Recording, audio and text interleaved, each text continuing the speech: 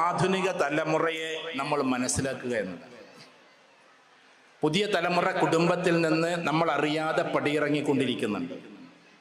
നമ്മളറിയാതെ അവർ നമ്മളിൽ നിന്ന് അകലുന്നുവോ എന്ന് ചിന്തിക്കേണ്ടുന്ന ഒരു സമയത്താണ്. ഞാനവരെ കുറ്റപ്പെടുത്തല്ല, കാരണം അവരുടെ ചിന്താഗതിയും നമ്മുടെ ചിന്താഗതിയും തമ്മിലുള്ള വ്യത്യാസമാണ്. ഒരു ഉദാഹരണം പറഞ്ഞാൽ, ഞാൻ എന്നാൽ കാസർഗോഡ് ഒരു കല്യാണത്തിന് പോയി.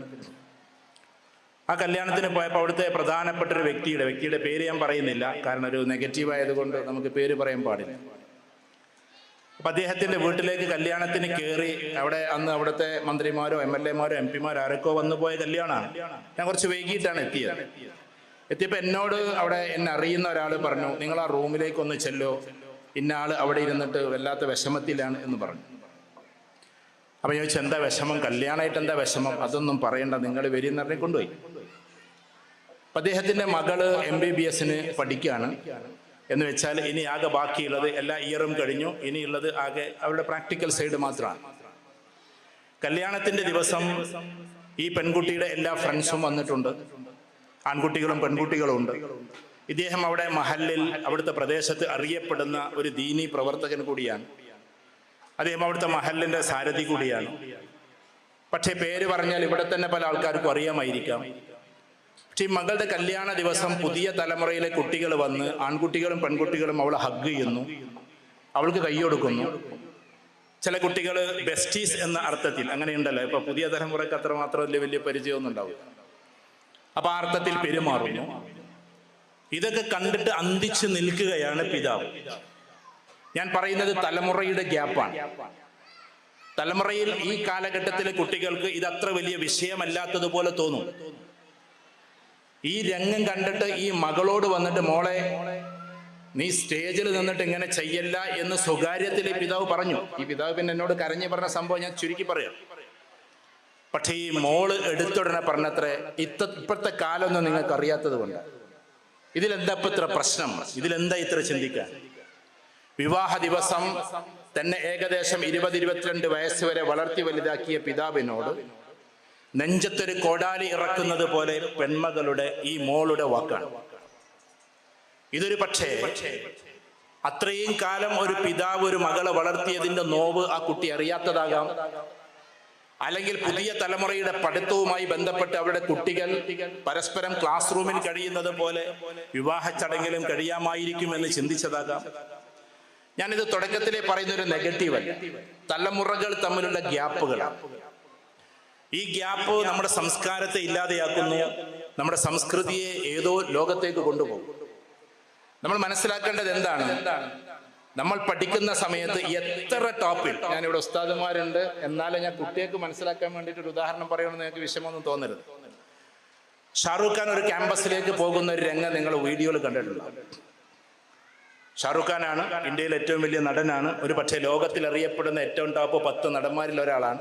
ലോകത്തിൽ ഏറ്റവും വലിയ 10 നടന്മാരിലെ പൈസയുള്ള കൂട്ടത്തിൽ ഏറ്റവും ടോപ്പിൽ നിൽക്കുന്ന ആളുകളൊക്കെയാണ്. ക്യാമ്പസിലേക്ക് കയറുന്ന സമയത്ത് കുട്ടികളെല്ലാവരും വന്ന് കൈ കൊടുക്കുന്നു. അതൊക്കെ മൈൻഡ് ചെയ്യാതെ ഇങ്ങനെ കൈ കൊടുത്തിട്ട് അദ്ദേഹം പോകുന്നു. അദ്ദേഹത്തിന്റെ ഫീൽഡ് അതാണ്. നമുക്ക് അദ്ദേഹത്തെ കുറ്റപ്പെടുത്തണോ വേണ്ടി, അതൊക്കെ വേറെ കാര്യം. പക്ഷെ ഒരു പർദ്ദയണിഞ്ഞ കുട്ടി ദൂരെ നിന്നിട്ട് ഇങ്ങനെ കൈയാക്കുന്നു. ഈ ഉറുദുക്കാരുടെ രീതിയാണ് ഇങ്ങനെ ഒരു സലാം കൊടുക്കുക.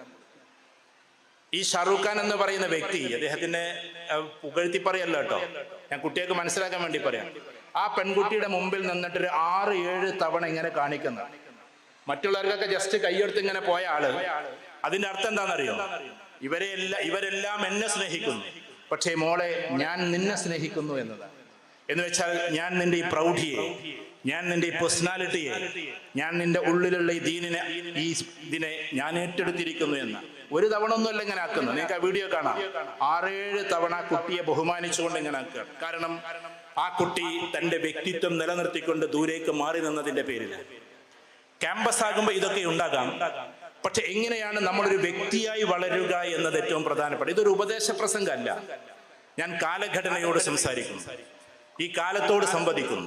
നിങ്ങളതിനെന്നെ വിമർശിച്ചാലും കുറ്റപ്പെടുത്തിയാലും നമ്മുടെ മൂല്യങ്ങൾ നിലനിർത്തണേ എന്ന് മാത്രം പറയുന്നു. ഞാൻ പറയുന്നത്, നമുക്കൊരു തോന്നലുണ്ടാകും കാലഘട്ടവുമായി ബന്ധപ്പെടുത്തിയിട്ട്. ഈ ന്യൂജൻ എന്ന് പറയുന്ന കോൺസെപ്റ്റാണ്. ഈ ന്യൂജൻ എന്താണ്? ഇപ്പൊ ഞാൻ 1992 SSLC എഴുതിയ ആളാണ്. 92 SSLC എഴുതുമ്പോൾ ഞാൻ അന്നത്തെ ന്യൂജനാണ്. ഈ ന്യൂജൻ എന്ന് പറയുന്ന വാക്ക് ഇംഗ്ലീഷിൽ ഉണ്ടായിട്ട് ഏകദേശം 450 വർഷമായി. അല്ലാതെ ഈ കഴിഞ്ഞ 2004 ഉണ്ടായ പേരൊന്നുമല്ല അത്. ന്യൂ ജനറേഷൻ എന്ന് പറഞ്ഞാൽ എല്ലാ കാലത്തും ഉണ്ടാവും. എല്ലാ കാലത്തും ഉണ്ടാകുന്ന ന്യൂ ജനറേഷൻ അതിൻ്റെതായ ഒരു രീതിയിൽ നിൽക്കുക എന്നത് ഏറ്റവും പ്രധാനപ്പെട്ട. അവരെ കൊണ്ടാണ് ഏറ്റവും കൂടുതൽ. ഇപ്പൊ ഞാൻ ഇങ്ങോട്ട് വരാൻ വൈകിയത് പോലും എൻ്റെ വീട്ടിലേക്ക് ഒരാള് 2 മക്കളെയും കൊണ്ട് വരികയാണ്. ബാംഗ്ലൂരിൽ പഠിക്കുന്ന ഒരു കുട്ടിയാണ്. അവനെന്തോ അങ്ങോട്ടൊക്കെ ആയി എന്നൊക്കെ പറഞ്ഞിട്ടാണ്. ഞാൻ പറയുന്നത് എല്ലാ മാതാപിതാക്കളെയും പിതാക്കന്മാരെയും എല്ലാവരെയും നോവിപ്പിച്ചുകൊണ്ട് വേദനിപ്പിച്ചുകൊണ്ട് ഇന്നത്തെ പുതിയ തലമുറയുടെ ഈ ജൈത്രയാത്രയുണ്ടല്ലോ, ആ ജൈത്രയാത്ര ചെന്ന് അവസാനിക്കുന്നത് എവിടെയാണെന്നറിയോ? ആ അവസാനത്തിന്റെ അല്ലെങ്കിൽ ആ എൻഡ് കാണുക എന്നതാണ് ഏറ്റവും പ്രധാനപ്പെട്ട. അപ്പൊ നമ്മുടെ ഈ വാണിയം തൊടി എന്ന് പറയുന്ന കുടുംബം ഒരുപാട് ഇവിടെ സ്റ്റേജിൽ നിൽക്കുന്ന ഉസ്താദുമാരുണ്ട്, ഇതിനു മുമ്പേ കഴിഞ്ഞു പോയവരുണ്ട്. അപ്പൊ നമുക്ക് അങ്ങനെയൊന്നും ജീവിക്കാൻ കഴിയില്ല എന്ന് തോന്നരുത്. നമ്മുടെ നാട്ടിലാണ് ഈ മഫ്തയെ കുറിച്ച് ചർച്ച, പർദയെ കുറിച്ച് ചർച്ച. ലോകത്തിലെ ഏറ്റവും ടോപ്പ് 10 യൂണിവേഴ്സിറ്റീസ് നിങ്ങൾ എടുത്തു നോക്കും. ഞാനത് വീണ്ടും പറഞ്ഞുകൊണ്ടിരിക്കും. നമ്മളിവിടെ BSc പഠിക്കുമ്പോ എന്നൊരു ചോദ്യമാണ്. അള്ളാഹു ജീവിച്ചിരിപ്പുണ്ടോ? ക്യാമ്പസുകൾ മുഴങ്ങിക്കൊണ്ടിരിക്കുകയാണ്. ഇപ്പോ ഓരോ എത്തീസ്റ്റുകളും പറഞ്ഞുകൊണ്ടിരിക്കുകയാണ്. ഞാൻ പറയുന്നത് LP സ്കൂളിൽ പഠിപ്പിക്കുന്ന ഒരു അധ്യാപകനാണോ അത് ഇന്ത്യ കണ്ട ഏറ്റവും വലിയ ടെക്നിക്കൽ സയന്റിസ്റ്റ് ആണോ വലുത് എന്ന് ആദ്യം നിങ്ങൾ അനുമാനിക്കുക. ഇന്ത്യ കണ്ട ഏറ്റവും വലിയ ടെക്നിക്കൽ സയന്റിസ്റ്റ് APJ അബ്ദുൽ കലാമാണ്. എന്നാൽ ഈ LP സ്കൂളുകാരൻ അബ്ദുൽ ജബ്ബാർ എന്ന് പറയുന്ന ഒരു വ്യക്തിയെ പറയുന്നില്ല. ഇയാൾക്കായിരിക്കോ സയൻസ് കൂടുതൽ അറിയാതെ APJ അബ്ദുൽ കലാമിനായിരിക്കോ അറിയാ എന്ന് നിങ്ങൾ തീരുമാനിക്കുക. APJ അബ്ദുൽ കലാം പറയുന്നുണ്ട്, അദ്ദേഹത്തിന്റെ കോട്ടിങ്സ് എടുത്തു നോക്ക്. ദൈവമില്ലെന്ന് പറയുക എന്നത് അറിവില്ലായ്മയുടെ ഏറ്റവും വലിയ മൂർത്തിമത് ഭാവമാണ്. കാരണം ഫോഴ്സ് എന്ന് പറയുന്ന ഒരു സാധനം പുറത്തുനിന്ന് ഇടപെടാതെ ഈ പ്രപഞ്ചത്തിന് സഞ്ചരിക്കാൻ കഴിയില്ല. അദ്ദേഹം ഒരു ഉദാഹരണം പറയുന്നത്, കാറിന്റെ ഉള്ളിൽ ഇരുന്നു കൊണ്ട് കാറിനെ തള്ളാൻ കഴിയില്ല. കാർ എന്ന് പറഞ്ഞാൽ അത് ഒരു സാധനമാണല്ലോ, അതിന്റെ ഉള്ളിൽ ഇരുന്ന് കണ്ട് കാർ തള്ളാൻ പറ്റൂല, പുറത്തേക്ക് ഇറങ്ങിയിട്ട് തള്ളാൻ പറ്റുള്ളൂ. ഫോഴ്സ് എപ്പോഴും എക്സ്റ്റേണൽ ആയിട്ട് വരുന്ന ഒരു സാധനമാണ്. അതുകൊണ്ട് പ്രപഞ്ചത്തിന്റെ അകത്തല്ല ഫോഴ്സ് ഉള്ളത്, ഫോഴ്സ് പ്രപഞ്ചത്തിന്റെ പുറത്താണ്. ഈ പ്രപഞ്ചത്തെ സഞ്ചരിപ്പിക്കണമെങ്കിൽ ഫോഴ്സ് അഥവാ ശക്തി എപ്പോഴും അതിന്റെ അപ്പുറത്ത് നിൽക്കണം. അത് ഇൻക്ലൂഡഡ് അല്ല, അത് എക്സ്ക്ലൂഡഡ് ആണ്. എന്ന് വെച്ചാൽ അത് ഇവിടെയല്ല, അത് പുറത്താണ്. ആ പുറത്തുള്ള സാധനത്തെയാണ് ഞങ്ങൾ ദൈവം എന്ന് വിളിക്കുന്നത് എന്ന് APJ അബ്ദുൽ കലാം സ്ഥലത്ത് പറയുന്നു. അതിന്റെ 7 അയലത്ത് പോലും എത്താത്ത, സയൻസിന്റെ ബേസിക് പോലും പഠിക്കാത്ത കുട്ടികൾ വന്നിട്ട് ഈ ശക്തിയുണ്ടോ എന്ന് ചോദിക്കും. ഞാൻ പറയുന്നത് ഇതിന്റെ രണ്ടിന്റെയും അന്തരങ്ങളിലാണ് ഇന്ന് നമ്മുടെ ജീവിതമുള്ളത്. ഇവര് കുടുംബ സംഗമത്തില് സ്നേഹവും പാരസ്പര്യമൊക്കെ ഇവർ സംസാരിച്ചിട്ടുണ്ടാവും. ഞാൻ ഇന്നത്തെ കഥ പറയാം. കുട്ടികൾ എങ്ങനെ പോയിക്കൊണ്ടിരിക്കും. ചിലപ്പോ ചാറ്റിങ്ങിലൂടെ, ഞാൻ നെഗറ്റീവ് പറയാന്ന് വിചാരിക്കാതെ എന്റെ മക്കളെ, ഞാൻ നിങ്ങളെ സ്നേഹിക്കുന്നത് കൊണ്ട് പറയാം. സംഭവിച്ച വികാസങ്ങളെ കുറിച്ച് പറയും. സംഭവ വികാസങ്ങൾ ഉണ്ടാവും. ഇപ്പോ നിങ്ങൾ ഈ നിൽക്കുന്ന പ്രദേശത്തിന്റെ തൊട്ടപ്പുറത്താണ് ഒരു പയ്യൻ, നല്ല പയ്യനാണ്, എനിക്ക് പരിചയമുള്ള പയ്യൻ. ആ പയ്യൻ ജസ്റ്റ് ചാറ്റിങ്ങിൽ ഇടപെട്ടു. ഇവിടെ നിന്ന് ഒരു 4-5 കിലോമീറ്റർ ഉണ്ടാവുള്ളൂ. ചാറ്റ് ചെയ്ത് ഒരു ജില്ല ഞാൻ പറയുന്നില്ല, ഒരു ജില്ലയിലെ പെൺകുട്ടിയുമായിട്ട് ചാറ്റ് ചെയ്തു. ആ പെൺകുട്ടി ഇവൻ കണ്ടിട്ടില്ല, ഈ ആൺകുട്ടി അവളും കണ്ടിട്ടില്ല. പക്ഷെ സോഷ്യൽ മീഡിയയിലൂടെയുള്ള ചാറ്റിംഗ്, ആ ചാറ്റിംഗ് അവസാനിച്ചത് എവിടെയാണെന്നറിയോ? ഈ പെൺകുട്ടി വീട്ടിൽ നിന്ന് ഇറങ്ങിപ്പോന്നു. നമ്മുടെ ജില്ലയുടെ ഒരു 3 ജില്ല അപ്പുറത്തുള്ള ഒരു ജില്ലയിൽ നിന്ന് തിരിച്ചു പോന്നു. ഇവന്റെ വീട്ടിലേക്ക് വരിക. പുത്തനത്താണി അങ്ങാടിയിൽ വന്നിട്ടാണ് പറയുന്നത്, ഞാൻ നിന്റെ വീട്ടിലേക്ക് വരികയാണ്, ഇനി എനിക്കൊരു വഴിയില്ല. ഈ പാവം പയ്യൻ, ഞാൻ ആ കുട്ടീനെ പാവം പയ്യെന്നേ പറയുള്ളൂ. കാരണം ചാറ്റ് ചെയ്തു എന്നുള്ള ഒരൊറ്റ തെറ്റേ അവൻ ചെയ്തിട്ടുള്ളൂ. ഈ കുട്ടി നേരെ വീട്ടിൽ നിന്ന് ഇറങ്ങി വന്ന് ഇവിടെയുള്ള പുത്തനത്താണിയിലെത്തി അവന് വിളിക്കാം. ഞാൻ ഇതിന്റെ ഇടയ്ക്ക് കുട്ടികളോടൊരു കാര്യം പറയാണ്. ജീവിതത്തിൽ ഇത്തരത്തിലുള്ള എന്തെങ്കിലും പ്രശ്നങ്ങൾ വരുമ്പോ നിങ്ങൾ ഒറ്റയ്ക്ക് ഡീൽ ചെയ്യരുത്. അത് ഡീൽ ചെയ്യാൻ അറിയുന്ന ഏതെങ്കിലും ഒരാൾ നിങ്ങളുടെ നാട്ടിലുണ്ടാവും, നിങ്ങളുടെ മഹലിലുണ്ടാവും. ആളുകളോട് ഇത് പുറത്ത് അധികം പറയാത്ത ആളുകളുണ്ടാവും. അങ്ങനെ ഉള്ള ആളുകൾക്ക് അവരുടെ നമ്പർ കളക്ട് ചെയ്ത് വിളിച്ചാൽ അവർ സുന്ദരമായത് കൈകാര്യം ചെയ്തു തരും. ഫോർ എക്സാമ്പിൾ, ഈ കുട്ടി വന്നതാന്ന് വെക്കും. നിങ്ങളത് ഇവിടുത്തെ MLA മുതൽ അങ്ങോട്ട് പല ആൾക്കാർക്കും വിളിച്ചു കഴിഞ്ഞാൽ അവരത് ആരും അറിയാതെ ആ കുട്ടിയുടെ വീട്ടുകാരെ വിളിക്കും. ആ വീട്ടിലേക്ക് വിളിക്കുന്ന ചിലപ്പോൾ MLA വീട്ടിലേക്കായിരിക്കും വിളിക്കുക. കുട്ടി അവിടുന്ന് പോകുന്നു എന്നുള്ളത് ശരിയാണ്, അവൾ ആക്രമിക്കരുത്, ഉപദ്രവിക്കരുത് എന്നൊക്കെ പറഞ്ഞിട്ട് ആ വീട്ടിൽ വെച്ച് കൗൺസിലിംഗ് നടത്തി പിരിഞ്ഞാൽ ആ വിഷയം തീരാവുന്നതേ ഉള്ളൂ. പക്ഷേ ഈ പയ്യനെ എന്താണ് ചെയ്യേണ്ടത് എന്ന് അറിയാതെ വന്നു. അവൻ ആകെ പേടിച്ച് വിറച്ചു. നേരെ അകത്തേക്ക് കയറി ഫാനിൽ കെട്ടി തൂങ്ങി മരിച്ചു. ഇത് സംഭവിച്ചത് ഏകദേശം 3 മാസം മുമ്പാണ്. എല്ലാവർക്കും അറിയുന്നത് കൊണ്ടാണ് ഞാൻ പറയുന്നത്, വ്യക്തികളൊന്നും പറയാതെ. ഇതെന്താ ഇപ്പൊ ഉണ്ടായേ? അവസാനം ഈ നമ്മുടെ നാട്ടിലുണ്ടല്ലോ, വൈകുന്നേരം ചായ കൊടുത്തിട്ടൊക്കെ ഒരു ദ്വാ ചെയ്യിപ്പിക്കലൊക്കെ പള്ളിയിൽ പോയിട്ട്, അതിന് വേണ്ടിയിട്ട് ഇവർ പോയതാ കുടുംബക്കാർ. അപ്പൊ ആ കബറങ്ങൾ ഒന്നും കൂടി പോയിട്ട് ദ്വാരക്കാന്ന് വിചാരിച്ചിട്ട് അതിൽപ്പെട്ട ഒരാൾ ഒറ്റയ്ക്ക് ആ കബറങ്ങ പോയി ദ്വാരക്കാൻ വേണ്ടി പോയപ്പോണ്ട് ഈ പെൺകുട്ടി ആ കബറിൽ നിന്ന് കരയുന്നു. പൊട്ടി പൊട്ടി കരഞ്ഞുകൊണ്ടിരിക്കുകയാണ് ഈ പെൺകുട്ടി. എന്നെ കൊണ്ടാണല്ലോ ഇവ മരിച്ചതെന്നും പറഞ്ഞു. ഞാൻ പറയുന്നത്, നമ്മൾ ജീവിതത്തിൽ ചെറിയ ചെറിയ കാര്യത്തിൽ നിന്ന് തുടങ്ങും, അതങ്ങട്ട് വികസിച്ച് വികസിച്ച് അവസാനം മരണത്തിന്റെ വക്ക് വരെ എത്തും. ഇന്ന് ഒട്ടുമിക്ക ജീവിതങ്ങളും അങ്ങനെയാണ്, ഒട്ടുമിക്ക അവസ്ഥകളും അങ്ങനെയാണ്. കാലം ഇങ്ങനെ പോവാണ്. ചിലപ്പോൾ വയസ്സന്മാർക്ക് കേൾക്കുമ്പോൾ ദേഷ്യം വരും, പക്ഷെ ഇനി വരാൻ പോകുന്നത് പറയാം. ഇപ്പൊ കഴിഞ്ഞ ആഴ്ച ദുബായിൽ പറന്നുകൊണ്ട് പോകുന്ന സാധനമാണ് ഇപ്പൊ സാധനം എത്തിക്കുന്നത്. ഒരാഴ്ച മുമ്പ് അത് ഇറങ്ങിക്കഴിഞ്ഞു. ഇനി ഇതൊക്കെ വരും. നമ്മളെ വരയ്ക്ക് ഇറച്ചി മീനൊക്കെ പറന്നിട്ട് ആൾക്കാർ കൊണ്ടുവരും. വാങ്ങിക്കൊണ്ടുവരേണ്ട കാര്യമൊന്നും ഉണ്ടാവില്ല. ഇതേപോലെ വാട്സപ്പ് എന്ന് പറയുന്നത് ഇപ്പൊ മെറ്റയിലേക്ക് കയറി. ആ മെറ്റ എന്ന് പറയുന്നത് ആർട്ടിഫിഷ്യൽ ഇന്റലിജൻസ് ഉപയോഗിച്ച് ഹായ് മെസ്സേജ് അയക്കുന്ന ആളെ പ്രകാശ രൂപത്തിൽ നമ്മളിലേക്ക് കൊണ്ടുവരാൻ പറ്റും. അതാണ് ഈ പറയുന്ന ആർട്ടിഫിഷ്യൽ ഇന്റലിജൻസ് എന്ന് പറഞ്ഞാൽ. ഹായ് എന്ന് അങ്ങോട്ട് അയച്ചാൽ അവിടെ നിന്നിട്ട് ഹായ് അയക്കുമ്പോൾ ആ പെൺകുട്ടി നമ്മളെ വീട്ടിലേക്ക് കൊണ്ടുവരണമെന്നുണ്ടെങ്കിൽ ഒറിജിനൽ ആയിട്ടൊന്നും വരില്ല കേട്ടോ, പ്രകാശ രൂപത്തിലെത്തും. കാഴ്ചയിൽ നമുക്ക് എന്ത് ചെയ്യും, ആ പെൺകുട്ടി തന്നെ തോന്നും. തൊടുമ്പോഴേ മനസ്സിലാവുള്ളൂ എന്ത്, അതാ പെൺകുട്ടി ഒറിജിനൽ അല്ല എന്നുള്ളത്. അല്ലെങ്കിൽ എല്ലാം മനസ്സിലാവും. ഒന്നും കൂടി വിസ്താരത്തിൽ പറഞ്ഞാൽ, നമ്മുടെ ഇന്ത്യയുടെ പ്രധാനമന്ത്രി, അത് രാഹുൽ ഗാന്ധി തന്നെ ആകട്ടെ അല്ലെങ്കിൽ അതുപോലെയുള്ളവരാകട്ടെ എന്ന് നമ്മൾ ആത്മാർത്ഥമായി എല്ലാവരും പ്രാർത്ഥിക്കുന്നു, പ്രയത്നിക്കുന്നു. രാഹുൽ ഗാന്ധി അഥവാ പ്രധാനമന്ത്രി ആവുകയാണെങ്കിൽ, നമുക്ക് ആവുന്ന ഉറപ്പൊന്നും പറയാൻ പറ്റില്ലല്ലോ, ഒരു ജനാധിപത്യ രാജ്യമാണ്. ആവുകയാണെങ്കിൽ നിങ്ങൾ നോക്കിക്കോ, 5 വർഷത്തിന്റെ ഉള്ളിൽ ഒരേ സമയം 200-300 വേദിയിൽ പോയി പ്രസംഗിക്കും. ഒരാൾ ഒരു സ്ഥലത്തെ വിസിബിൾ ആയിട്ടുണ്ടാവും, മറ്റെല്ലാ സ്ഥലത്തും ഇൻവിസിബിൾ ആയിരിക്കും. പക്ഷെ എവിടെയാണ് വിസിബിൾ എവിടെയാണ് ഇൻവിസിബിൾ എന്ന് അറിയാൻ കഴിയില്ല. ഇപ്പൊ ഞാൻ ഉദാഹരണത്തിന് ഇവിടെ വന്നിട്ട് നിങ്ങളോട് നേരെ സംസാരിക്കുന്നു, ഇതേപോലെ എനിക്ക് 100 വേദിയിൽ ഒന്നിച്ച് സംസാരിക്കാൻ പറ്റും. പക്ഷെ എവിടെയാണ് ഒറിജിനൽ ഞാനുള്ളതെന്ന് അറിയാൻ പറ്റും. ഇതൊക്കെ 5 വർഷത്തിന്റെ ഉള്ളിൽ നടക്കാൻ പോകുന്ന കാര്യങ്ങളാണ്. ഇത് പലയിടത്തും നടക്കുന്നുണ്ട്, ഇനിയും വളരെ ഫ്ലറിഷ് ആകാൻ പോവാണ്. ഈ ഒരു അർത്ഥത്തിൽ നമുക്ക് പ്രകാശ രൂപത്തിൽ കൊണ്ടുവരാൻ പറ്റും. വീണ്ടും ഞാൻ സിനിമ കാണാറില്ല, ഞാൻ ഈ സിനിമ കണ്ടിട്ടില്ല, പക്ഷെ അനാലിസിസ് പറയാണ് നിങ്ങളോട്, ഉസ്താദുമാർ ക്ഷമിക്കണം കേട്ടോ. പട്ടാൻസ് എന്ന് പറയുന്ന സിനിമ ഇത്ര സജീവമായി ചർച്ച ചെയ്യാൻ കാരണം ഈ പ്രകാശ രൂപത്തെ കൊണ്ടുവരുന്ന രംഗം അതിൽ ഷാറൂഖ് ഖാൻ കാണിക്കുന്നത് കൊണ്ടാണ്. ഈ സംഭവം ആയിക്കഴിഞ്ഞു എന്ന് വെച്ചാൽ അവിടെയുള്ള പെൺകുട്ടിയെ പ്രകാശ രൂപത്തിൽ നമുക്ക് കൊണ്ടുവരാം. നേരം വെളുക്കുന്നത് വരെ ഇരുന്ന് വർത്തമാനം പറയാം. തൊട്ടാലാണ് അറിയാ അവിടെ ആളില്ല എന്നുള്ളത്, പ്രകാശം മാത്രമേ ഉള്ളൂ എന്നുള്ളത്. ഇതിനെയാണ് മെറ്റാവേഴ്സിലൂടെ നമുക്ക് എന്നെ ഞാൻ ദുബായ്, ഞാനൊരു പ്രസംഗത്തിൽ പറഞ്ഞിട്ടുണ്ട്, എന്റെ 2 മക്കളെയും കൊണ്ട് ഞാൻ ദുബായിൽ ടെക്നോളജിയുടെ പാർക്കിൽ പോയി. ആകെ 3-4 ദിവസമുള്ള ഒരു പരിപാടിയാണ്, ലോകം ഒന്നാകെ വരുന്ന. അതിൽ എന്നെ മെറ്റയിലേക്ക് കയറ്റി. ഞാൻ ഇവിടെ നിൽക്കുന്നു, എന്നെ ഇതേപോലെ വ്യത്യസ്തമായ സ്ഥലങ്ങളിലേക്ക് എത്തിച്ചു അവര് ഒരേ സമയം. കഴിഞ്ഞ വർഷം ഇതൊക്കെ ഇനി വരാൻ പോവാണ്. ഞാൻ പറഞ്ഞു പേടിപ്പിക്കുകയല്ല. ഈ സമയത്തും ഇങ്ങനെ ആളുകൾ വരുന്നു, നമ്മളെ തലോടുന്നു, നമ്മൾ പോകുന്നു. ഈ സമയത്തും നമ്മുടെ വ്യക്തിത്വം കാത്തു സൂക്ഷിക്കുക എന്നതാണ് ഏറ്റവും പ്രധാനം. പാല് എന്ന് പറയുന്ന സാധനം ഉണ്ടല്ലോ, അതുപോലെയാകരുത്. വ്യക്തിത്വമില്ലാത്ത ഒന്നിന്റെ പേരാണ് മിൽക്ക്. പാലിന് സ്വന്തമായിട്ടൊരു വ്യക്തിത്വമില്ല. അതെവിടെയാണോ ചേർക്കുന്നത്, ചായയിൽ ചേർത്താൽ അതിനോട് ചേരും, കാപ്പിയിൽ ചേർത്താൽ അതിനോട് ചേരും. എന്തിലേക്കാണോ നമ്മൾ ചേർക്കുന്നത് അതിലേക്ക് ചേരും. ഈ പാല് കൊണ്ടുപോയിട്ട് നമ്മൾ ഒരു പുഴയിലേക്ക് ഒഴുക്കിയാൽ അതങ്ങനെ ഇല്ലാതെയായി പോകും.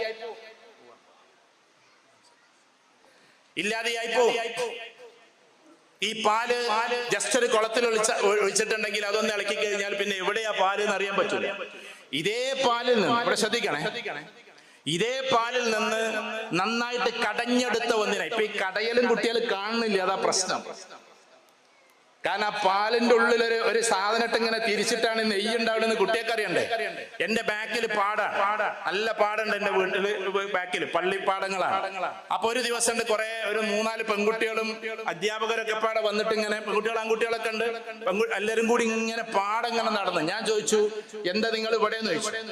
അപ്പൊ എന്നറിയാ കുട്ടികൾക്ക്. അപ്പൊ പറഞ്ഞു, സാർ ഞങ്ങള് നെൽമരം കാണാൻ വേണ്ടി വന്നതാണ്. അപ്പൊ മനസ്സിലായോ, നെൽമരം കാണാൻ വേണ്ടിട്ട്, പാടത്തെ നെല്ല് കാണാൻ വേണ്ടിട്ട് വന്നിരിക്കുക. അപ്പൊ നെല്ല് കാണാത്ത കുട്ടികൾ ഉണ്ടാവും ചിലപ്പോ. ഇപ്പോ ഇതേപോലെ നമ്മൾ ഈ കാലഘട്ടത്തിൽ ഞാൻ പറഞ്ഞു വരുന്നത് എന്താന്ന് വെച്ചാൽ ഈ പറയുന്ന രീതിയിൽ വ്യത്യസ്തമായ മാറ്റങ്ങളുണ്ട്. അപ്പൊ ഈ പാല് എന്ന് പറയുന്നത്, അതിൽ നിന്നാണ് വെണ്ണ എടുക്കുന്നത്. നിങ്ങൾ ശ്രദ്ധിക്കണം, ഞാൻ പറയും ഒരു ചെറിയൊരു ഉദാഹരണം നിങ്ങൾക്ക് അറിയുന്നത്. വെണ്ണ എന്ന് പറയുന്ന സാധനം ഈ പാലിൽ നിന്നുണ്ടായതാണ്. That is individuality. അത് പേഴ്സണാലിറ്റിയാണ്. അതൊരു വ്യക്തിയുടെ ഇൻഡിവിജ്വാലിറ്റിയാണ്. അത് ഭയങ്കര ക്രക്സ് ആണ്. അത് അതിന്റെ സുന്ദരമായിട്ടുള്ള അതിന്റെ ഏറ്റവും വലിയ ആത്മാവാണ്. ആ സാധനത്തെ കടഞ്ഞെടുത്ത് ഈ വെണ്ണയെ കൊണ്ടുപോയി നിങ്ങൾ കടലിൽ കൊണ്ടുപോയി എറിയും. കടലിൽ കൊണ്ടുപോയി എറിഞ്ഞാലും ആ തിരമാലകളോട് തത്തിക്കളിക്കാന്നല്ലാതെ തിരമാലയിലേക്ക് പോലും ചേരാത്ത ഒന്നിന്റെ പേരാണ് വെണ്ണ. നിങ്ങളൊരു വെണ്ണയുടെ ഒരു ഉരുള കൊണ്ടുപോയിട്ട് കടലിൽ കൊണ്ടുപോയിട്ട് ആ തിരമാലിന്റെ മേലെ ഇങ്ങനെ പൊങ്ങിക്കിടക്കുകയുള്ളൂ. പുഴയിൽ കൊണ്ടുപോയാലും അങ്ങനെ, വെള്ളത്തിൽ കൊണ്ടുപോയാലും അങ്ങനെ, നമ്മുടെ വീട്ടിൽ എവിടെ ഇട്ടാലും അങ്ങനെ. കാരണം അത് വ്യക്തിത്വമാണ്, അത് പേഴ്സണാലിറ്റിയാണ്, അത് ഇൻഡിവിജ്വാലിറ്റിയാണ്, അത് നമ്മുടെ ക്യാരക്ടറാണ്, അത് നമ്മുടെ ബിഹേവിയറാണ്. ഈ സാധനം ലോകത്തിൽ എവിടെ പോയാലും നമ്മൾ കാത്തു സൂക്ഷിക്കുക എന്നതായിരിക്കണം വാണിയം തൊടി എന്ന് പറയുന്ന ഈ കുടുംബത്തിലെ പ്രധാനപ്പെട്ട ഇവിടെ ഇരിക്കുന്ന പുതിയ തലമുറയിലെ കുട്ടികൾ കാത്തു സൂക്ഷിക്കേണ്ടത്. ഞാൻ നിങ്ങളെ ഉപദേശിക്കാന്ന് വിചാരിക്കരുത്. ഇതുപോലെ ആയിരിക്കണം നമ്മൾ എന്നതാണ്. നമുക്ക് പോവാം. ഇപ്പൊ നിങ്ങൾ ഇതിൽ നീറ്റ് എഴുതിയവരുണ്ടാവും. നീറ്റിന് വേണ്ടിയിട്ട് ഇപ്പൊ വരാൻ പോകുന്ന കഴിഞ്ഞ വർഷം എഴുതിയവരുണ്ടാവും. അപ്പൊ ഈ നീറ്റ് എന്ന് പറയുന്ന എക്സാമിനേഷന് പോകുമ്പോൾ നിങ്ങളുടെ മഫ്ത തടഞ്ഞു, അതിന്റെ ഉള്ളിൽ പേപ്പർ ഉണ്ടോന്ന് നോക്കി. ഞാൻ പരസ്യമായിട്ട് പ്രസംഗിക്കുകയാണ്. ആ സിസ്റ്റം വളരെ പ്രാചീനമാണ്. നമ്മുടെ നാട്ടിലെ നീറ്റിന്റെ സിസ്റ്റം വളരെ പ്രാചീനമാണ്. കാരണം കുട്ടികൾ കയ്യിൽ എഴുതിയിട്ടുണ്ടോ, ഇവിടെ എഴുതിയിട്ടുണ്ടോ, അവിടെ എഴുതിയിട്ടുണ്ടോ, അഴിച്ചഴിച്ച് അവസാനം ഇന്നേഴ്സ് വരെ അഴിക്കുന്ന അവസ്ഥയിലേക്ക് നീറ്റിന്റെ ആളുകൾ എത്തി. പ്രത്യേകിച്ച് മഫ്തയിട്ട കുട്ടികളെ ആ ഒരു അവസ്ഥയിൽ നമ്മൾ വാർത്തകൾ കണ്ടതാണ്. എന്നാൽ ലോകത്തിൽ ഇതിനേക്കാളും വലിയ എൻട്രൻസ് ടെസ്റ്റുകളുണ്ട്. നീറ്റ് എന്ന് പറഞ്ഞ ലോകത്തിൽ ഏറ്റവും ടോപ്പ് എൻട്രൻസ് ടെസ്റ്റ് ഒന്നുമല്ല. ആ എൻട്രൻസ് ടെസ്റ്റുകളൊക്കെ കമ്പ്യൂട്ടർ ഓപ്പൺ ചെയ്തിട്ട് അടുത്ത് അയൽവാസി കുട്ടിയെ ഇരുത്തി, അഥവാ നമ്മൾ പഠിക്കുന്ന കുട്ടിയെ കൂടെ ഇരുത്തി ഒന്നിച്ചെഴുതുന്ന എൻട്രൻസ് ടെസ്റ്റുകളാണ്. എന്തുകൊണ്ടാണ്? കാരണം അയാളുടെ ക്വസ്റ്റ്യൻ പേപ്പർ വേറെ, ഇയാളുടെ ക്വസ്റ്റ്യൻ പേപ്പർ വേറെയാണ്. മോണിറ്ററിൽ നിന്നൊരു മിനിറ്റ് തല ഒഴിവാക്കാൻ കഴിയില്ല. എന്നിട്ടല്ല അയാൾക്ക് പറഞ്ഞു കൊടുക്കല്.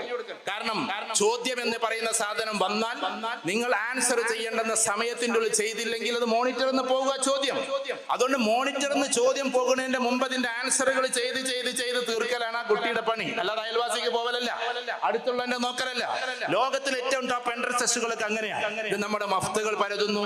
നമ്മൾ മഫ്തയിട്ട് കർണാടകയിലൊക്കെ വലിയ ചർച്ചയായി. മഫ്ത ഇട്ടിട്ട് കോളേജിൽ പോകാൻ പാടില്ല, സ്കൂളിൽ പോകാൻ പാടില്ല. അതിന്റെ പിന്നാലെയും കുറെ ചർച്ചകളായി. മഫ്ത എന്തിനാ, ഇതെന്തിനാന്നൊക്കെ പറഞ്ഞിട്ട്. പക്ഷേ കുട്ടികളാണ് അതിനെതിരെ അണിനിരന്നത്. രാഷ്ട്രീയക്കാരെക്കാൾ കൂടുതൽ കുട്ടികളാണ് ഇന്ന് ലോകത്തിലെ പലസ്തീനിൽ നടക്കുന്ന പ്രശ്നത്തിന് ഏറ്റവും ശക്തമായി. ഇന്നലെ വരെ 22,000 അമേരിക്കൻ സ്റ്റുഡൻസിനെയാണ് അറസ്റ്റ് ചെയ്തത്. അമേരിക്കയിൽ വെച്ചിട്ട് 34,000 ആളുകളാണ് ഇന്ന് ഫലസ്തീനിൽ മരിച്ചതെങ്കിൽ അവർക്ക് വേണ്ടി ശബ്ദിച്ചതിന്റെ പേരിൽ ഇന്നലെ വരെ അറസ്റ്റ് ചെയ്യപ്പെട്ടു. ഇന്നും അറസ്റ്റ് നടന്നുകൊണ്ടിരിക്കുകയാണ്. 22,000 വിദ്യാർത്ഥികളെയാണ് അറസ്റ്റ് ചെയ്തിട്ട് അകത്താക്കിയിട്ടുള്ളത് അമേരിക്കയിൽ മാത്രം. ഏതാ യൂണിവേഴ്സിറ്റി എന്നറിയോ? ലോകത്തിലെ ഏറ്റവും ടോപ്പ് യൂണിവേഴ്സിറ്റി ാണ് ഏത്? Harvard business school. അതിലെ കുട്ടികളെ. ലോകത്തിലെ അത് കഴിഞ്ഞാൽ ഏറ്റവും ടോപ്പാണ് സ്റ്റാൻഫോർഡ് യൂണിവേഴ്സിറ്റി. അതിലെ കുട്ടികളെ. അതേപോലെ തന്നെ ഏറ്റവും വലിയ ടെക്നിക്കൽ, അതിന്റെ അപ്പുറത്തേക്ക് എഞ്ചിനീയറിംഗ് പഠിക്കാൻ ലോകത്തിലെ സ്ഥാപനമില്ല. അതാണ് MIT, Massachusetts institute of technology. അതിലെ കുട്ടികളെ. ന്യൂയോർക്ക് യൂണിവേഴ്സിറ്റിയിലെ കുട്ടികളെ, കാലിഫോർണിയ യൂണിവേഴ്സിറ്റിയിലെ കുട്ടികളെ. 22,000 കുട്ടികളെ. ഇതുകൊണ്ട് അർത്ഥമാക്കുന്നത് എന്താണെന്നറിയോ? ആര് ഇടപെട്ടിട്ടില്ലെങ്കിലും ഞങ്ങളുണ്ടെന്ന് പറയാൻ വിദ്യാർത്ഥി കൂട്ടങ്ങളുണ്ട് എന്നതാണ്. ആ വിദ്യാർത്ഥി കൂട്ടങ്ങളാണ് ഇന്ന് ആളുകൾക്ക് വേണ്ടിയിട്ട്, നീതിക്ക് വേണ്ടി ശബ്ദിച്ചുകൊണ്ടിരിക്കുന്നത്. ഇന്ന് ഇന്ത്യയിൽ ഈ പറയുന്ന പല കോപ്രായങ്ങൾക്കുമെതിരെ ഒരൊറ്റ പയ്യനാണ് അങ്ങകലെ ഈ പറയുന്ന ജർമ്മനിയിൽ ഇരുന്നു കൊണ്ട് വലിയ വലിയ വീഡിയോസ് ചെയ്തുകൊണ്ടിരിക്കുന്നത്. ഒരൊറ്റ വീഡിയോ 3 കോടി ആൾക്കാരൊക്കെ കാണുന്നു. നമ്മൾ മനസ്സിലാക്കേണ്ടത് എന്താണ്? ധ്രുവ് റാട്ടിയ എന്ന് പറയുന്ന ഈ പാവം പയ്യൻ എത്രമാത്രം ശക്തമായി ഒരാൾ ഒറ്റക്ക് കാര്യങ്ങൾ ചെയ്യാൻ പ്രാപ്തമാണ് എന്ന് ധ്രുവ് നമ്മളെ കാണിക്കുകയാണ്. ഞാൻ പറഞ്ഞു വരുന്നത്, ഒരു എക്സിസ്റ്റിങ്ങിന് വേണ്ടി, ഒരു വ്യക്തിത്വത്തിന് വേണ്ടി നമ്മൾ നിലനിൽക്കുമ്പോൾ അതിൽ ചിലപ്പോൾ എതിർപ്പുകളും പ്രശ്നങ്ങളൊക്കെ ഉണ്ടാകും. പക്ഷേ ഈ പറയുന്ന ക്യാമ്പസുകളിൽ നിന്ന് ഈ കുട്ടികൾ അറസ്റ്റ് ചെയ്യുന്നത് ആൾക്കൂട്ടത്തിൽ വെച്ചിട്ട് ശബ്ദിക്കുന്നത് കൊണ്ടാണ്. ഞാൻ പറയുന്നത് നിങ്ങൾ എങ്ങനെ ശബ്ദിക്കണമെന്നോ അതിന് ചാരക്കൂടണമെന്നോ അല്ല. പക്ഷെ നമ്മൾ അറിയുന്നുണ്ടോ, നമ്മൾ ഇതിൽ ഒരുപാട് വിദ്യാർത്ഥികൾ ഉണ്ടാവും. ആയിരക്കണക്കിന് ചോദ്യങ്ങളുടെ ഉത്തരങ്ങൾ നമ്മുടെ തലയിലേക്ക് അടിച്ചു കയറ്റുന്നതിന്റെ പേരല്ല വിദ്യാർത്ഥിത്വം. അതിനു വേണ്ടിയിട്ട് ആൻസറുകൾ കണ്ടെത്തുന്നതിന്റെ പേരല്ല വിദ്യാർത്ഥിത്വം.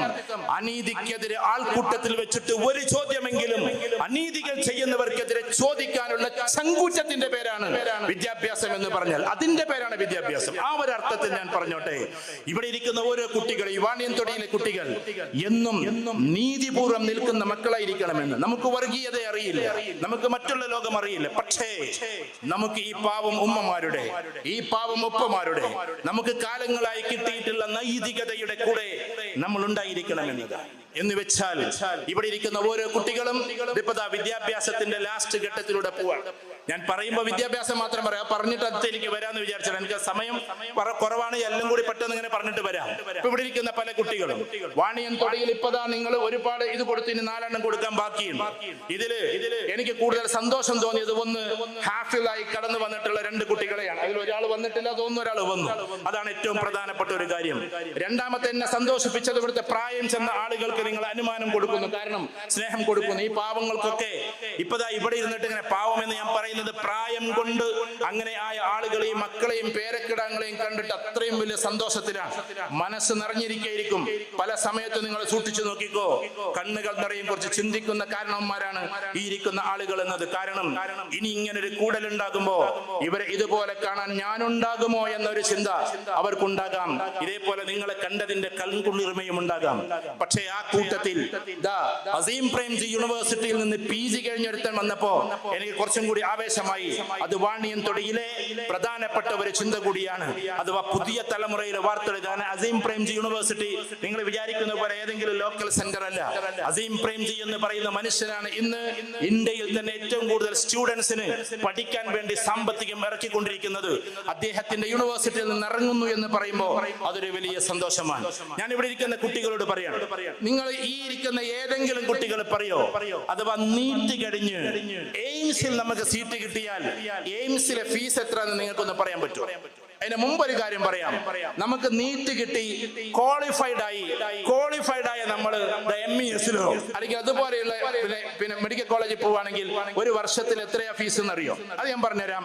8 ലക്ഷം രൂപ. അഥവാ ക്വാളിഫൈഡ് ആയി നിങ്ങൾ മെറിറ്റിൽ കിട്ടിയാലും ഒരു വർഷത്തിൽ 8 ലക്ഷം രൂപ പഠിക്കാൻ വേണ്ടി MBBSന് കൊടുക്കണം. ഡോക്ടേഴ്സിന് അറിയാം അത് ഒരു വർഷത്തിൽ. അപ്പൊ 40 ലക്ഷം രൂപ ഉണ്ടായാലേ ഇത് കഴിഞ്ഞിട്ട് ഇറങ്ങാൻ പറ്റുള്ളൂ. എന്നാൽ എയിംസിൽ എത്ര ഫീസ് എന്നറിയോ? ഇന്ത്യയിലെ ഏറ്റവും top medical college AIIMS, all India Institute of Medical Science എന്ന് പറയുന്നത് ഡൽഹിയിലാണ്. അതല്ലാത്ത എയിംസും ഒരുപാടുണ്ട്. ഞാൻ പറയുന്നത് അവിടെ കിട്ടിക്കഴിഞ്ഞാൽ എത്ര ഫീസ് എന്നറിയോ? ഒന്ന് പറഞ്ഞാട്ടെ, ആർക്കെങ്കിലും അറിയോ? വാണിയംതൊടിയിലെ ഏതെങ്കിലും ഒരു കുട്ടി പറഞ്ഞാട്ടെ. MBBSന്റെ ഒരു വർഷത്തെ ഫീസ് എത്രയാണെന്ന്? നാളെ ക്യാമറയിൽ വരുന്ന മോശട്ടോ, ഇത് കട്ട് ചെയ്തേക്കണേ. എയിംസിലെ ഫീസ് എത്രന്നറിയോ? ആരും പറയാത്തോണ്ട് ഞാൻ പറയാം, സമയമില്ലാത്തോണ്ട്. 1500 രൂപയാണ്. ഞാൻ ക്യാമറയിൽ കൂടെ പറഞ്ഞത്. വെറും 1500 രൂപയാണ് എയിംസിലെ ഫീസ്. 7500 രൂപ മതി നിങ്ങൾക്ക് MBBS കഴിഞ്ഞിട്ട് ഫീസ് അടിസ്ഥാനത്തിൽ നിന്ന് പുറത്തിറങ്ങാൻ. എന്താ കാര്യം? ഈ ലോകത്ത് പൈസയേക്കാൾ വാല്യൂ മനുഷ്യന്റെ ബ്രെയിനാണ്. പൈസയേക്കാൾ വില മനുഷ്യന്റെ തലച്ചോറിന്. ആ തലച്ചോറുള്ള ആളുകൾ അതിന്റെ ടോപ്പ് ലെയറിലേക്ക് എത്തിക്കും. നിങ്ങൾ മൊബൈൽ തുറന്നു നോക്കിയാൽ ഇന്ത്യയിൽ ഏറ്റവും ടോപ്പ് കമ്പനികൾ പെട്ട ഒന്നാണ് ഗൂഗിൾ. അതിന്റെ മദർ കമ്പനിയാണ് ആൽഫബറ്റ്. ആൽഫബറ്റ് എന്ന് പറയുന്ന കമ്പനിയുടെ തലപ്പത്തിരിപ്പിൽ ആദ്യം ഗൂഗിളിന്റെ ആയിരുന്നു, പിന്നെ മൊത്തം കമ്പനിയുടെ തലപ്പത്ത്. അത് നിങ്ങൾക്കറിയാം ആരാണെന്നുള്ളത്. അതൊരു തമിഴ്നാട്ടുകാരനാണ്. ഈ തമിഴ്നാട്ടുകാരനെ അത് IIT കഴിഞ്ഞിട്ട് പിന്നെ അവിടെ നിന്നും കഴിഞ്ഞിട്ട് യൂണിവേഴ്സിറ്റിയിൽ നിന്ന് കോഴ്സ് കഴിഞ്ഞിട്ട് എത്തുമ്പോ അദ്ദേഹത്തോട് ചോദിക്കുന്ന ചോദ്യങ്ങളുണ്ട്. അതിൽപ്പെട്ട ഒരു ചോദ്യം, നിങ്ങൾ എങ്ങനെയാണ്, എന്ത് കോൺട്രിബ്യൂഷൻ ആണ് ഈ കമ്പനിക്ക് കൊടുക്കുക എന്നതാണ്. ഇവിടെ നമ്മൾ സുന്ദർ പിച്ചെ എന്ന് പറയുന്ന ഈ തമിഴ്നാട്ടുകാരൻ ലോകത്തിലെ ഏറ്റവും കൂടുതൽ ആളുകൾ ഇതാക്കുന്ന, ഇപ്പൊ ഇങ്ങോട്ട് ഞാൻ വന്നപ്പോഴും അല്ലെങ്കിൽ നിങ്ങൾ ആരെങ്കിലും വന്നപ്പോഴൊക്കെ ഗൂഗിൾ നോക്കിയിട്ടായിരിക്കും വന്നിട്ടുണ്ടാവുക. ഇത്രമാത്രം വലിയ കമ്പനിയുടെ തലപ്പത്ത് ഒരു ഇന്ത്യക്കാരനെ ഇരുത്താൻ കാരണം എക്സ്ട്രാ ബ്രെയിൻ എന്നതാണ്. വേറെ യൂറോപ്യനും അമേരിക്കക്കാരനും ലണ്ടനുകാരനും ഇത് ഇല്ലാത്തത് കൊണ്ടാണ് സുന്ദർ പിച്ചയെ അതിന്റെ മുകളിൽ കയറ്റിയിരുത്തിയിട്ടുള്ളത് എന്ന് നമ്മൾ ഓർക്കേണ്ടതുണ്ട്. എന്ന് വെച്ചാൽ കോടികളാണ് അദ്ദേഹത്തിന്റെ ഓരോ മാസത്തെയും വരുമാനം. അദ്ദേഹം ഒരു നയാ പൈസ കമ്പനിക്ക് ഇറക്കിയിട്ടില്ല. Only brain. അതിനാണ് ക്യാപിറ്റൽ എന്ന് പറയുന്നത്. ഇന്റലക്ച്വൽ ക്യാപിറ്റൽ അഥവാ നമ്മുടെ ബുദ്ധിയെയാണ് നമ്മൾ ക്യാപിറ്റൽ ആയിട്ട് കൊടുക്കേണ്ടത്. ആ ബുദ്ധിപരതയിലേക്ക്, ആ വിദ്യാഭ്യാസത്തിലേക്ക് നമ്മുടെ ഈ വാണിയംതൊടിയിലെ കുട്ടികൾ ഓരോരുത്തരായി കയറണം. അങ്ങനെ കേറിയിട്ട് എത്തണം. ഞാൻ പറയാ, ആ ചാപ്റ്റർ ഞാൻ അവസാനിപ്പിക്കുന്നു. നാളെ അടുത്ത വർഷമോ പിറ്റത്തെ വർഷമോ പോട്ടെ, ഒരു 5 വർഷം കഴിഞ്ഞിട്ട് നിങ്ങൾ എത്തുന്ന സമയത്ത് ഇവിടെ ഇതേപോലെ ഇവിടെ അവാർഡ് കൊടുക്കുമ്പോ അതെന്തായിരിക്കണം എന്നറിയോ? വെറും ശശി തരൂരിനെ ചൂണ്ടിക്കൊണ്ട് ഇദ്ദേഹമാണ് അവിടെ പഠിച്ചത്, അല്ലെങ്കിൽ രാഹുൽ ഗാന്ധിയെ ചൂണ്ടിക്കൊണ്ട് ഇദ്ദേഹം അവിടെ പഠിച്ചതാണ് കാംബ്രിഡ്ജിൽ. അതേപോലെ തന്നെ ഏതെങ്കിലും ആളുകൾ നോക്കിയിട്ട് ഇങ്ങനെ ചൂണ്ടിയാ പോരാ, വാണിയന്തുടിയിൽ നിന്നുണ്ടാകണം. അപ്പൊ നിങ്ങൾ വിചാരിക്കും അത്രയൊക്കെ നമുക്ക് എത്താൻ പറ്റുമോ എന്ന്. ഈ തിരുവിൽ നിന്ന് എത്തിയിട്ടുണ്ട്, കോഴിക്കോട് നിന്ന് കുട്ടികൾ എത്തിയിട്ടുണ്ട്, കോഴിക്കോട് MM സ്കൂളിൽ നിന്ന് എത്തിയിട്ടുണ്ട്. എന്റെ മൊബൈലിൽ മുഹമ്മദ് സിനാൻ എന്ന് പറയുന്ന ഒരു കുട്ടിയുടെ ഫോട്ടോയും പിക്ചറും അവന്റെ വാർത്തയും നിങ്ങൾക്ക് കാണാം. ആണെങ്കിൽ പരിപാടി കഴിഞ്ഞിട്ട് പോകുമ്പോൾ ഞാൻ നിങ്ങൾക്ക് കാണിച്ചു ആരെങ്കിലും ഒറ്റയ്ക്ക് വരികയാണെങ്കിൽ, അവന് ന്യൂയോർക്ക് യൂണിവേഴ്സിറ്റി 2 കോടി രൂപയാണ് സ്റ്റൈപ്പൻഡ് ആയിട്ട് കൊടുത്തത്. സാധാരണയുള്ള നമ്മുടെ ഈ ലക്ഷദ്വീപിലെ പാവം പയ്യനായ അഹമ്മദ് സിനാന് അത് എഴുതാനുള്ള മേഖലകളൊക്കെ പറഞ്ഞു കൊടുത്തപ്പോ അവൻ എഴുതിയിട്ട് തയ്യാറാക്കിയിട്ട് അവനെ യൂണിവേഴ്സിറ്റി സ്വീകരിക്കുന്നത് 2 കോടി അങ്ങോട്ട് കൊടുത്തിട്ടാണ്. That is extra brain. ഈ കുടുംബത്തിലെ കുട്ടികൾ അങ്ങനെ വളർന്നു പോകണം. അങ്ങനെ എങ്ങാനും നിങ്ങൾ ലക്ഷ്യം വെച്ച് തുടങ്ങിയാൽ, അങ്ങനെ എത്തണമെന്ന് മോഹിച്ചു തുടങ്ങിയാൽ പിന്നെ നമുക്ക് ഡൈവേർട്ട് ചെയ്യാൻ പറ്റൂല. കാരണം ഡ്രഗ് അടിക്കുന്ന ഇവിടുത്തെ അങ്ങനത്തെ കുട്ടികളൊന്നും ഉണ്ടാവില്ല കേട്ടോ, നിങ്ങളൊക്കെ നല്ല മക്കളാണ്. ഒരു കുട്ടിക്ക് IIT പൂർത്തിയാക്കാൻ പറ്റൂല, മരുന്നടിക്കുന്ന ഒരാൾക്ക് IIM പൂർത്തിയാക്കാൻ പറ്റൂല. എപ്പോഴും മദ്യപിച്ചുകൊണ്ടിരിക്കുന്ന ഒരാൾക്ക് കാംബ്രിഡ്ജ് യൂണിവേഴ്സിറ്റിയിലും ഓക്സ്ഫോർഡിൽ നിന്നും കോഴ്സ് കഴിഞ്ഞിറങ്ങാൻ പറ്റില്ല. കാരണം അത് ബ്രെയിന് നല്ലോണം ഉള്ളവർക്കുള്ളതാണ്, ബ്രെയിന് തകരാറാക്കുന്നവർക്കല്ല. പിന്നെ ആരാതൊക്കെ ചെയ്യുന്നത്?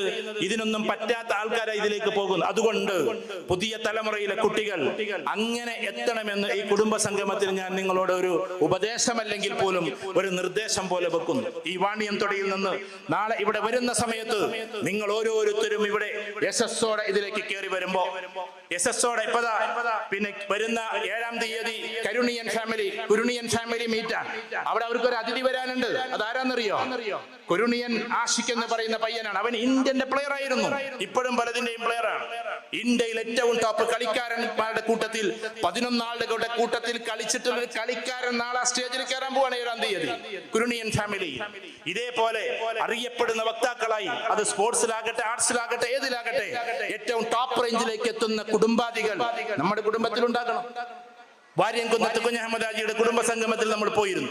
ഒരുപാട് ആളുകൾക്ക് ഓഡിറ്റോറിയത്തിൽ പറ്റായതുകൊണ്ട് ഒരു പന്തലിട്ടിട്ടാണ് നടത്തിയത്. പക്ഷേ അവരെല്ലാവരും പറയുന്നത് വാര്യംകുന്നത്തിന്റെ ചരിത്രമാണ്. അത് നമുക്കും ഇഷ്ടമാണ്, വാര്യംകുന്നനെ നമുക്ക് അങ്ങേയറ്റത് ഇഷ്ടമാണ്. ഞാൻ ആ കുടുംബത്തോട് പറഞ്ഞു, വാര്യംകുന്നൻ 1921 അത് കഴിഞ്ഞിട്ട് 21ന്റെ ലാസ്റ്റിൽ വെടിയുണ്ടയിട്ട് മരിച്ചുപോയ നല്ല സാത്വികനായ ഇന്ത്യയിലെ ഏറ്റവും ടോപ്പ് റേഞ്ചിൽ നിൽക്കുന്ന ഒരു പോരാളിയാണ്. പക്ഷേ 921 നിന്ന് 2024 ഏകദേശം 103 വർഷം കഴിഞ്ഞു പോയി. ഈ 103 വർഷത്തിനിടയിൽ മറ്റാരെങ്കിലും ഉണ്ടായോ എന്നാണ് നമ്മൾ ചിന്തിക്കേണ്ടത്. ഒരാൾ മാത്രമല്ല, ഒരുപാട് ആളുകൾ ഉണ്ടാകാൻ വേണ്ടിയിട്ടാണ് നമ്മൾ ശ്രമിക്കേണ്ടത്. അതിനുവേണ്ടി ഇവിടെ ഇപ്പൊ ഈ ക്യാമറയിലൂടെ ഒരു പക്ഷേ കേൾക്കുന്ന, നിങ്ങളത് നെറ്റിലിട്ടിട്ടുണ്ടെങ്കിൽ നെറ്റ് സോണിലൂടെ അല്ലെ മറ്റുള്ളതിലേക്ക് കിട്ടുമല്ലോ. അങ്ങനെ നിങ്ങൾ ചെയ്യുന്നുണ്ടെങ്കിൽ നിങ്ങളുടെ കുടുംബത്തിലെ ഈ പ്രവാസികളായ ആളുകൾ, ഇവിടെ ഇരിക്കുന്ന വീട്ടി കാതറാജി എല്ലാ റമദാനിക്കും അവിടെ ഉണ്ടാവും. യത്തീംഖാനയുടേതുമായി ബന്ധപ്പെട്ടിട്ട് നമ്മുടെ പിന്നെ UAE ഉണ്ടാകാറുണ്ട്. ഞാൻ പറയുന്നത്, നിങ്ങൾ അവിടുത്തെ UAE ആളുകൾ ഇതിന് സാമ്പത്തിക ഇറക്കണം എന്നല്ല, അത് അവര് കൂടിയിട്ട് അല്ലെങ്കിൽ മറ്റുള്ള പ്രവാസികളെ ഖത്തറിലോ എവിടെയാകട്ടെ അവര് കൂടിയിട്ട് നമ്മുടെ കുട്ടികളെ കൊണ്ട് ഒരു വർഷത്തിൽ 2-3 ടെസ്റ്റുകൾ എഴുതിപ്പിക്കണം. അതിലൊന്ന് ഈ പറയുന്ന UPSC പോലെയുള്ള ടെസ്റ്റുകളാണ്, അതേപോലെ PSC പോലെയുള്ള ടെസ്റ്റുകളാണ്. ഇതേപോലെ ഈ കുടുംബത്തിൽ നിന്ന് വലിയ വലിയ അഡ്വാൻസ്ഡ് ആയിട്ടുള്ള യൂണിവേഴ്സിറ്റിയിലേക്ക് എത്താനുള്ള ടെസ്റ്റുകളാണ്. അങ്ങനെ ചെയ്താലാണ് അടുത്ത തലമുറയെ നമുക്ക് ടോപ്പ് റേഞ്ചിലേക്ക് എത്തിക്കാൻ പറ്റും.